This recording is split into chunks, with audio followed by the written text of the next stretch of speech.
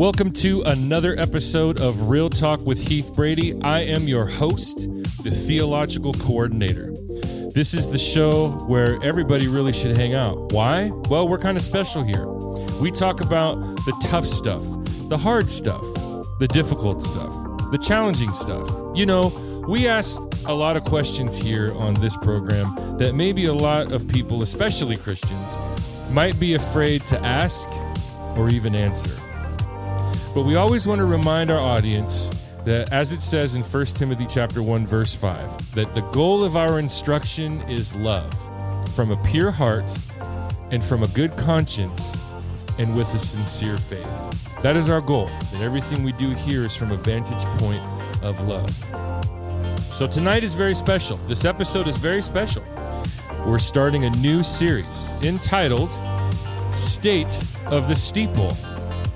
We are going to spend the next several weeks together having a conversation about what is going on in the church right now. What is going on in the realm of Christianity right now? There is a lot of stuff going on, and a lot of it is not so great. And before we get rolling in this series, and I'll probably mention this in every one of the episodes that we do in this series, my goal, as I say, is that our instruction is in love. My goal here, my aim is not to badmouth Christians. My goal, my aim is not to put down the church. My goal here is to love Christians, to love the church, and to have real conversations about real things that the church is really dealing with right now. And I know that that's kind of like opening Pandora's box. There's a lot that we can say.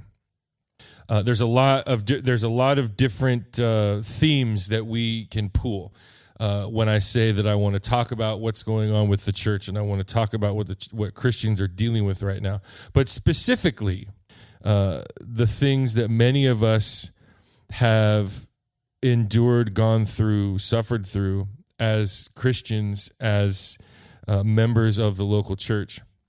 And again, my goal is not to put down, hurt, or harm the church. My goal is actually to draw attention to what Scripture has to say about the church and compare that to what is the state of the steeple.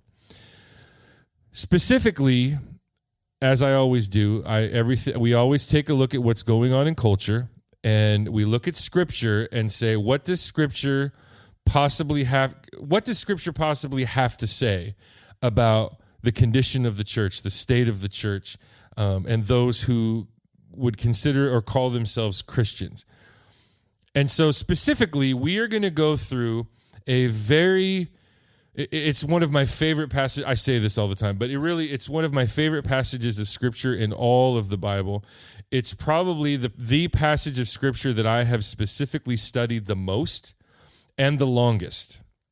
It is a passage of Scripture that I have literally been studying since I was about 15 or 16 years old. And that is chapters 2 and 3 of the book of Revelation. Now, I know you just heard me say Revelation.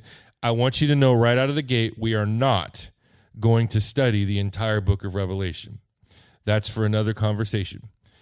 But chapters 2 and 3 of the book of Revelation are very, very provocative and very, very necessary when it comes to having a conversation about the current state of the church.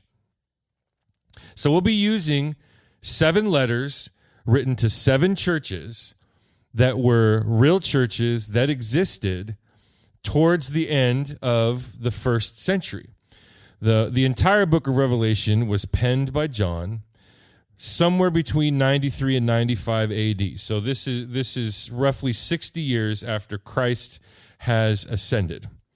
And John is imprisoned on the Isle of Patmos, and you can actually go there today.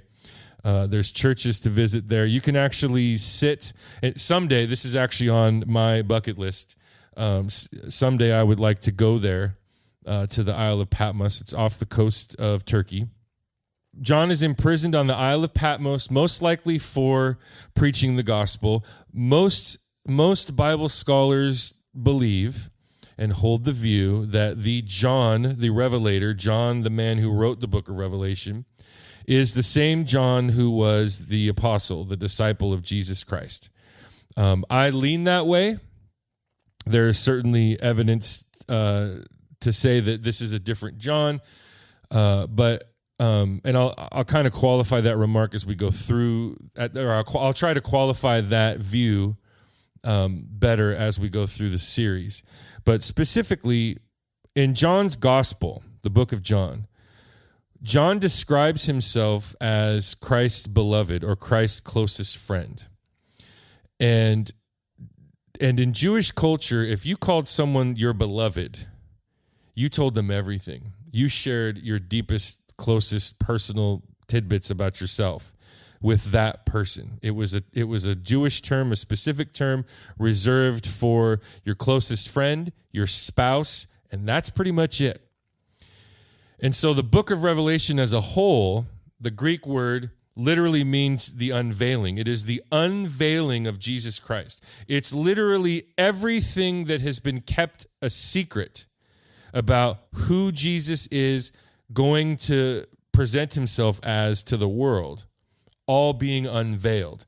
And he's having a personal conversation with John in Revelation and saying, write down everything that I'm about to show you. So that's the main reason why I believe that John the Revelator is the same John. Not John the Baptist. That's a different John. That's Jesus' second cousin. But John the Apostle. So that's just my view, and it is what it is. But the book of Revelation itself is a very interesting book. And so tonight is going to be more or less an introduction to our series. I just felt that there was no way that I could just jump right into the first of the 7 letters without kind of qualifying why these 7 letters are so important and applicable to our conversation. They're very necessary. But the book of Revelation itself it's the only section of Scripture it's the only section of all of the Bible that promises a special blessing, happy, fortunate, lucky, to the one who reads and applies what is written. It's there in Revelation chapter 1, verse 3. It says, blessed is the one who reads and those who hear the words of this prophecy and heed the things which are written in it, for the time is near. So the book of Revelation as a whole is a book that has promised this incredible blessing to its reader and the one who applies what they read to their lives. Unfortunately, the book of Revelation is the book that is read the least. And it's the only book that promises a special blessing to its reader. And my question is why? Maybe we'll understand why a little bit more as we go through our series. So I want to kind of explain some fundamentals, some ground rules, if you will, as we're going through each of these letters. As I said, Revelation, or the unveiling of Jesus Christ to his church, is actually what the letter is. These 2 chapters 2 and 3, they deal with what is currently going on. You see, another interesting thing about the book of Revelation is that it gives you somewhat of a divinely inspired outline of the entire book. In chapter 1, verse 19, Jesus tells John to write down everything that he has seen, which is everything that's going on up until verse 19. The things that are, which we're going to discover is chapters 2 and 3, and the things which shall occur after all of that, which is chapter 4, verse 1 on. So we're going to be covering what is currently going on, literally in John's time, and I believe currently what the condition of the church is now. And I think that as we go through each of these letters, you will be shocked at what we uncover as we go through, because it's just crazy. Honestly, chapters 2 and 3 of Revelation are the most relevant from the entire book of Revelation. Chapters 2 and 3 are the most relevant to us right now. You see, the book of Acts covers roughly the first 30 years of church history. And so by the end of the first century, there was a lot of serious problems in the church. In the first century, from the time of Christ's ascension to the birth of the church, which really is in Acts chapter 2, some 65 years later, the church is already this is what we call the apostolic era. The church is already neck deep in trouble. There's a lot of problems. Paul has gone on 3 missionary journeys planting churches all over the place. And so Jesus tells John to write the book of Revelation specifically to 7 particular churches. There's a reason for that. We're going to get into that as we go along. But as I said, by the end of the first century or the end of the apostolic era, there were some serious problems in the church. And when we go through these letters, there's some very provocative models and templates in each letter. So we're going to focus on these 7 letters because the focus of these letters really is the unveiling of Jesus to his church. And I can promise everyone who is listening that we will probably have something to offend everybody. and I don't mean to be funny or crass or flippant, but I'm very certain that there's going to be something about each one of these episodes that bothers somebody. I guarantee it, including myself. One of these letters, every time I read the letter, it just cuts me to the core. So I thought that I would as an introduction to what we're going to do in this series, I thought that I would kind of set the stage for what this is going to look like. In Ephesians chapter 5, written by the Apostle Paul, there's a passage of Scripture that a lot of people are very uncomfortable to talk about, especially outside the church, but also inside the church. And that is the section of Scripture in Ephesians chapter 5 between verses 22 and 33. And this is kind of known as the marriage section of the New Testament. And this is where you hear the verses where the Apostle Paul tells wives that they are to respect and honor their husbands and let their husbands lead them. And then he also tells husbands that they are to love their wives above everything and everyone else to the point of giving up their very lives for them. It's a very unpopular passage of Scripture, especially in 21st century Western culture. But when you see the relationship between the wife respecting her husband and the husband loving his wife, it's very, very beautiful. Especially because, and you can also read about this in Colossians chapter 3, by the way, but here in Ephesians 5, the reason why that relationship between husband and wife, as Paul defines here, is so beautiful is because in verse 32 of the same section of Scripture, Paul says, this is a great mystery, but I am speaking with reference to Christ and his church. In other words, it's as if Paul is saying, here is the relationship between a husband and wife and how it is supposed to look in God's economy. From God's eternal perspective, a husband is to love his wife unconditionally more than anything or anyone else on this earth, even to the point of giving up his very own life for her. Why? Paul says, because Christ gave his life for his bride, the church. And then Paul says that the wives are to be subject to their husbands, to let their husbands lead them unconditionally, just as they submit to Christ in all things. So this is not a marriage seminar. Trust me, that's not what we're here to talk about. But I wanted to use this passage in Ephesians 5 to kind of set the stage of what we're dealing with here on this series about the state of the steeple. There is a relationship between Christ and the church that is exemplified through the lens of the relationship between husbands and wives. And so essentially, what we're talking about here is that it is obvious that throughout the New Testament, Jesus wants to get a very important message across to his bride, the church. And what is that message? That is what we are going to unpack over the next several weeks together. So I wanted to share a little brief history of my own as far as my personal church experiences. I was born in 1972. I grew up in the Salvation Army Church. And my family, my mom and stepdad and the oldest of my younger siblings and I grew up attending the Salvation Army Church until I was, I think, roughly in the 5th grade. And this was a church that, and maybe you've heard of the Salvation Army Church outside of the fabulous marching band that they have every parade that you ever see, which my grandparents were both a part of, by the way. They were very much centered on service in the community and in the world. A lot of humanitarian effort.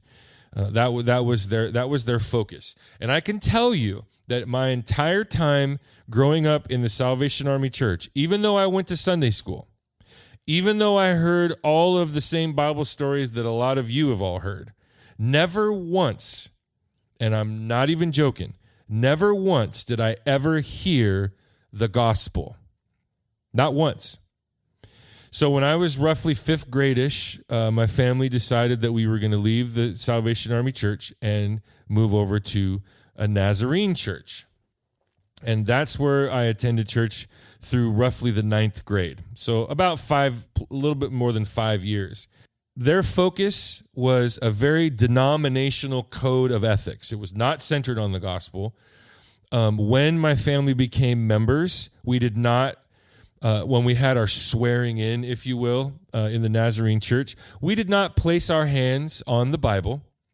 We placed our hands on the Nazarene church doctrinal code of I forget what the book was called, but it's a big, huge book. What was ironic, though, was that they were very liberal in their theology, and they had a lot of strange kind of internal practices that they followed, and I won't bore you with all the details of that, but they were very, very legalistic. This was the church that said you can't go dancing, you can't go to movies, stuff like that. Very legalistic, but liberal in their theology and all about their denominational code of conduct. So when I was roughly 13-ish years old, we left that church and started going to a Calvary church, which is a non-denominational church. That church is still in existence today. I attended church there until I was about 26 years old. It was in that church that I heard the gospel and was saved at 14 years old and baptized on the same day. That church was very gospel-centered, and they still are, and they're very, very, very focused on discipleship or training up one another in the Christian faith. Very, very healthy church, very, very popular church. There's many of them all over the United States of America. They are non-denominational, but they're all Calvary churches. So anyhow, and then after I was 26, I ended up leaving the Calvary churches, and from that time up until now, I have personally attended various non-denominational churches. Some of them have had foundations in Lutheran church. Some of them have had foundations in Baptist church. But the point is that I kind of bounced around for various reasons. And I'm not going to go into the gory details of that until our next series. But as I said, various non-denominational churches up until the present. My wife and I currently attend a new church, and we love it. Absolutely love it. But, each of those churches that from 26 years old until now, I've had to battle fundamentalism, which is basically the law. That we are under the law and we have, we have to jump through hoops. It's kind of a religion of works in order to get God to like us. It promotes an atmosphere of, waking up tomorrow in fear because I don't know if God likes me for likes me still or hates me because of what I did yesterday. There's bouts with liberalism, which is, or what they call, it's a fancy $25 word from seminary called antinomianism, which is basically the polar opposite of fundamentalism, which is all of life is grace and we're free to do whatever we want to do because we're not under the law anymore. And that's a very, very dangerous situation to be in as well.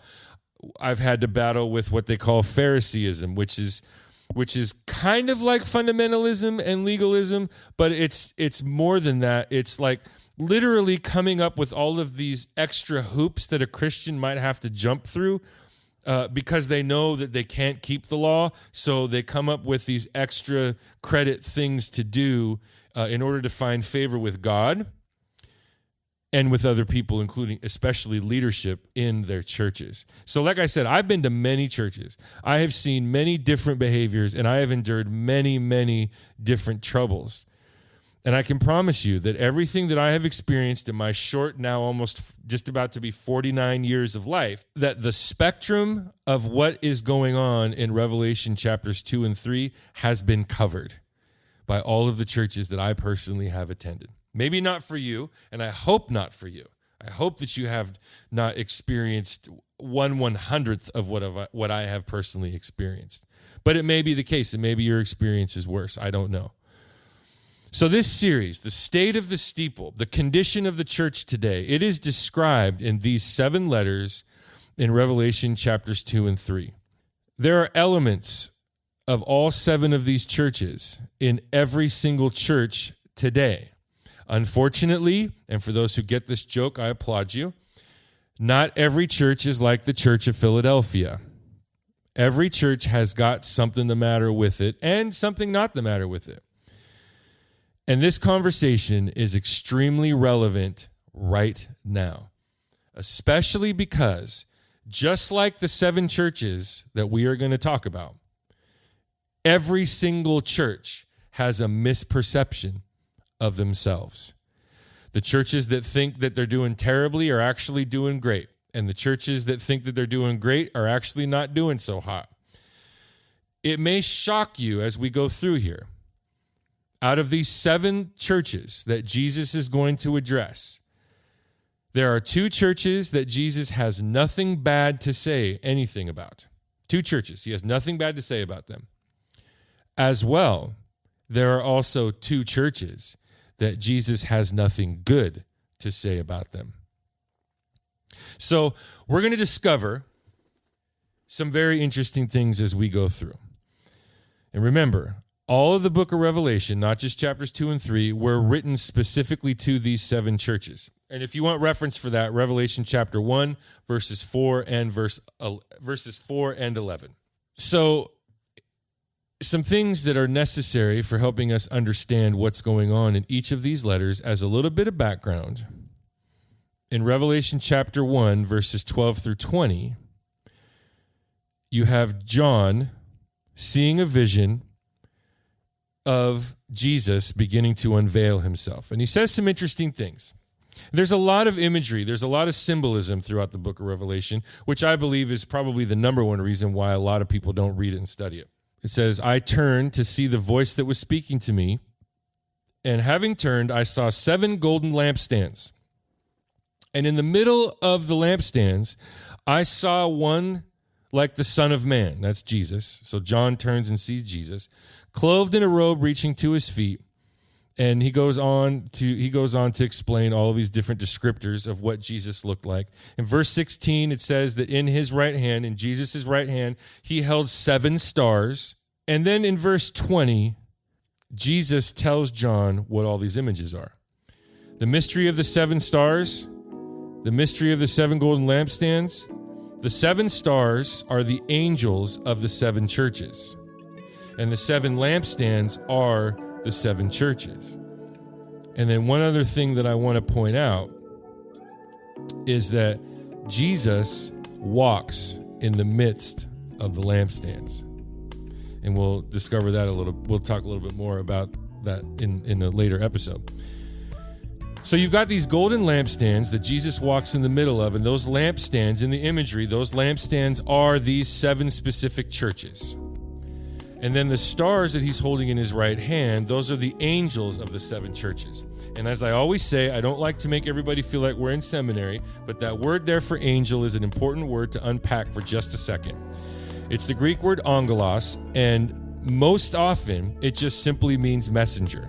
Sometimes it does actually mean an angel of supernatural proportions, but the vast majority of the time, it simply means messenger. So these messengers, these angels of these 7 churches, they could be the pastors of these specific churches. That's the direction that I tend to lean in personally. So Jesus is giving this imagery to John that he is walking in the midst of the churches. And we know that Jesus is God. It says all over Scripture that Jesus is God, and God is omnipresent, which means he's everywhere all of the time. So we have this imagery that Jesus, in his deity, is in the midst of all of these churches. And that's awesome, and it's frightening at the same time. Because guess what? By extension, the same is true today. Jesus is in the midst of all of our churches, whether we want to hear that or not. There's one church, though, that we're going to get into in a later episode, where he's actually outside of the church waiting to be let in. That's a real thing that's going on today as well. But I don't want to get ahead of myself here.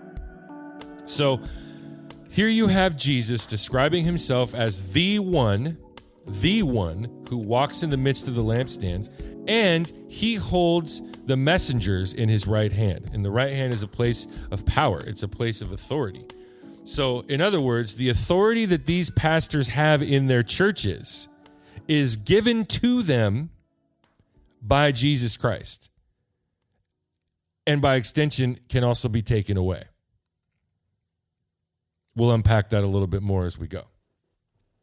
So he's, as I said, this is explained there in verse 20. So each one of these letters, as we go through them, you're going to discover some interesting things. In each of these letters, there's going to be a theme. Everything about the letter has a theme. What Jesus says about the church, even the very name of the church, pertains to the theme of the letter. Jesus will choose a title for himself in every letter that also pertains to that theme. He will have a promise to at least 5 of the churches to the overcomer. He will be giving a report card to each of these churches. There will be a commendation and a correction. There's these quotes, I know, which is exciting and also scary. I know your deeds. I know your condition. Jesus knows. Again, he walks in the midst of the churches, so he knows what's going on. You can't hide anything from Jesus. He's God, remember? In every single one of these letters, there's also going to be a conditional statement. If you do such and such, then I will do such and such. But if you don't, then this is going to happen. And then there's this crazy, provocative statement in every single letter. He who has an ear, let him hear what the Spirit says to the churches. So why go through these letters? Well, as I said, I believe that Jesus wants his bride, the church, to know that he loves her so much and that he's watching her very closely. And he wants her to really understand what he wants for her. I just find that is so in God's character, that the lengths that God goes to get a message to his people, that he would even go so far as to become one of us. That's the person of Jesus Christ. And live a life that we could not live, and die a death that we could not die, to pay a penalty that we could not afford on our behalf. That is, after all, the message of the gospel. So I believe that these letters are extremely crucial for us today. For one, these letters were written to 7 literal churches. And as I said, the entire book of Revelation was written a copy was sent to all 7 churches, which means that the report cards that each church got, the other churches saw the same report card. So everybody knew what was going on with everybody. Like major exposure here. The good, the bad, the ugly, for everybody. So I believe, like I said, on one level, these letters were written to 7 literal churches. I believe that these letters were written to all churches of all time. That sounds a little sensational, but that phrase, hear what the Spirit says to the churches, it's plural. I believe that's to all churches of all time. Especially as we go through these letters, you will see the circumstances of these letters, and you might think for yourself, man, this sounds a whole lot like this church that I went to, or this church that I grew up, or this church I grew up in, or this sounds like an experience that I went through. It's shocking. And thirdly, I believe that whether you're in the church or not, whether you're a part of the church or not, whether you're a Christian or not, that these 7 letters were written to you and I personally, you and me personally. Why? He who has an ear, let him hear what the Spirit says to the churches. Last I checked, every one of us has got at least one ear. So Jesus says to John, write this down, he who has an ear, let him hear what the Spirit says to the churches. So these 7 letters are for literal churches, they are for all churches, and they are for everybody else. Nobody gets a free pass here. So we better listen up to what Jesus is trying to say here, what he's trying to get accomplished here. But what's interesting is that these messages, these themes, this message that Jesus, I believe, is trying to get across to his church, is not just present in Revelation chapters 2 and 3. Is it possible that there are other letters to other churches in the Bible that deal with themes like being unfaithful to the Lord, or loving their brothers unconditionally, or maybe the theme of keeping Jesus on the outside? Well, let me give you a little hint. There are 7 other letters written to churches in the New Testament by the Apostle Paul. Romans, Corinthians, Galatians, Ephesians, Philippians, Colossians, Thessalonians. And it will come as a shock to you that every single one of these themes that are present in the 7 letters to the 7 churches in Revelation chapters 2 and 3, they are also very much present in the 7 letters that Paul wrote in his epistles in the New Testament. Now, we're not going to go through those books of the Bible, and you're more or less going to have to take my word for it, but read those books. Romans, Corinthians, Galatians, Ephesians, Philippians, Colossians, Thessalonians. You will see as we go through. I might even lead you a little. Go check out what Paul said to this church and compare it to what Jesus is saying to this church in Revelation. It's staggering. It's absolutely staggering. There's so much, though, that is causing trouble for the church. But the scary thing is that most of it is her own doing. A lot of the problems, a lot of the stresses, a lot of the trials and tribulations that are going on in Christianity, a lot of it is our own fault. It's the church's own fault. And so we're going to look at certain issues in the church today. And we're going to compare those issues to what's going on in the 7 churches in Revelation 2 and 3.